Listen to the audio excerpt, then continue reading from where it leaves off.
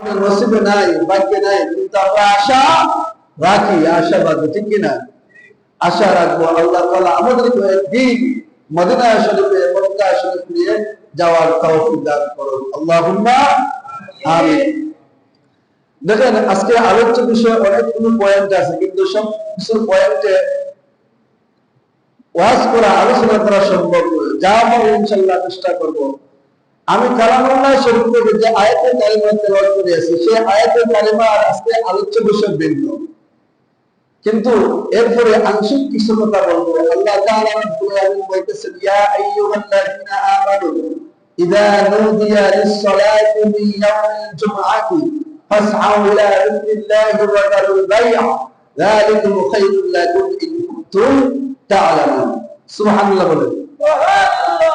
আল্লাহ তাআলা রব্বুল আলামিন বলতেছেন, হে আমার ঈমানদার মুমিনগণ, তোমাদেরকে আল্লাহ তাআলা যখনই জুমার দিন, জুমার আযান শুরু হয়ে যাইবে, জুমার দিন আযান শুনতে পাইবে, জুমার সময় হয়ে যাইবে, তোমরা তখনই সমস্ত কাজ কাম, বেচা কিনা, দোকান পাট রেখে, সন্তান আদি রেখে, সমস্ত দামের রেখে তোমরা আল্লাহর ডাকে সাড়া দাও। জুমার দিনের মসজিদের মধ্যে আযান করো, জুমার দিনের মসজিদের মধ্যে তোমরা যাওয়ার চেষ্টা করো। সেই আয়াতের উদ্দেশ্য হলো সেই প্রত্যেকটা মানুষ যদি জুমার দিনকে গুরুত্ব দিয়ে সমস্ত কাজ কর্ম বিরত রেখে, বেচা কেনা, দোকান পাট সমস্ত যায় ঝামেলা পেছনে রেখে সমস্ত মানুষগুলা ওই দিনে আল্লাহর ডাকে সাড়া দেয়, তাহলে আল্লাহ তাআলা তার বান্দাকে অতি সহজে মাফ করে দেন। সুবহানাল্লাহ। তাহলে আমরা সেই মাফের ভিতরে থাকতে চাই, ঠিক কিনা? আল্লাহ তাআলা আমাদেরকে মাফ করবেন আশা রাখি, এমনকি এই মাফের ভিতরে থাকতে চাই। আর মাফের ভিতরে থাকতে হলে সেই নিয়ম মাফিক আমাদের চলাফেরা করতে হবে।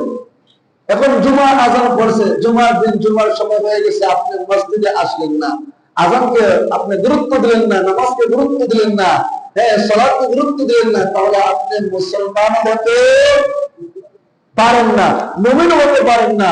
এজন্য রাসূল করিম সাল্লাল্লাহু আলাইহি ওয়াসাল্লাম হাদিসের মধ্যে আনছেন যে মুসলমান ব্যক্তি 3 জুমা তার জীবন থেকে চলে যাবে, তার জীবন থেকে 3 জুমা অতিবাহিত হয়ে যাবে, সে মুসলমান থেকে খারিজ হয়ে যায়, সে মুসলমান থেকে খারিজ হয়ে যায়।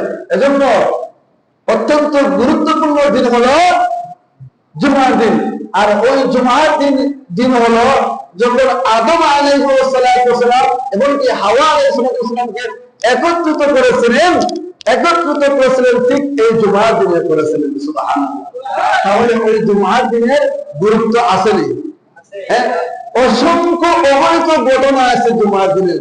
এজন্য আল্লাহ তাআলা জুমার দিনকে দামি বানাইছেন। সুবহানাল্লাহ। আল্লাহ তাআলা প্রত্যেককে সঠিক বুঝ দান করার তৌফিক দান করুন, পাঁচ ওয়াক্ত নামাজ পড়ার তৌফিক দান করুন, জুমার দিনকে গুরুত্ব দেওয়ার তৌফিক দান করুন, আল্লাহুম্মা আমিন।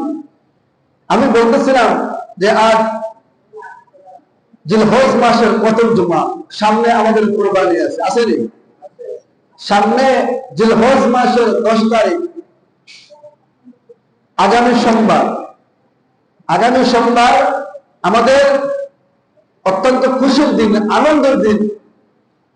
আমরা এমন আনন্দ করব, এমন খুশি করব, শরীয়ত সম্বন্ধে যে আনন্দ আছে, শরীয়ত সম্বন্ধে যে খুশি আছে, এগুলো আমরা করার চেষ্টা করব। আল্লাহ তাআলা বলেছেন যে ওই দিনে যদি কোনো মানুষ তার কোনো বস্তুকে কোরবানি করে,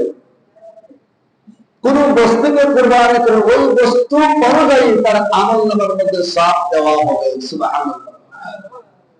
এর মধ্যে আল্লাহ পাক রব্বুল আলামিন বলতেছেন কুরবানি দেওয়ার জন্য। কুরবানি কিন্তু অনেক প্রকারের আছে। কুরবানি বলতে আমরা এক প্রকারে বুঝি